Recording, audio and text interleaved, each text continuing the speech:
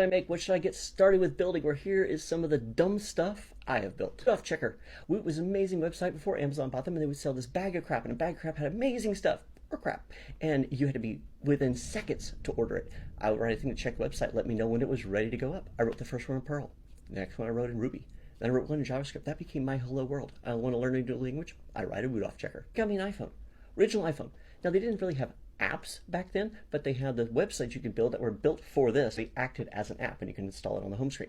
The first one I made was Darth Vader going, no. Remember that meme? I had that picture. I had a button. You play it, and it would play the sound. So I learned how to take the app and make a sound come out of the phone. Pretty cool. The next one I did on that was a Magic 8 Ball with Grumpy Cat. You remember, if you shook the phone, one would show up, and you could shake it and another one come up.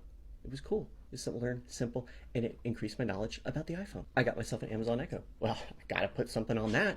What am I gonna do? How am I gonna use the Echo? Well, I thought, what's the basic thing I could do? I needed to read something back to me. I know what, the Great Dictator speech. It'll be funny to have a computer say, I'm not a machine, I'm a man. I did it. I created the Great Dictator.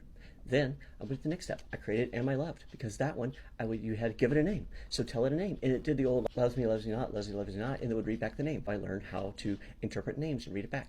It's each little step. They're silly, but they helped me learn. I wanted to start to get into some texting. There's a company called Twilio. They let me send text and connect it to a backend on Amazon. Oh, this is great. My daughter, she hates evil clowns, so what am I going to do? I'm going to make an app where you could send evil clowns to people. Great. Send them the clowns. You can do it right now. Oh, and then a sister site, send them the power in case you need to just tell them to just do it and empower them.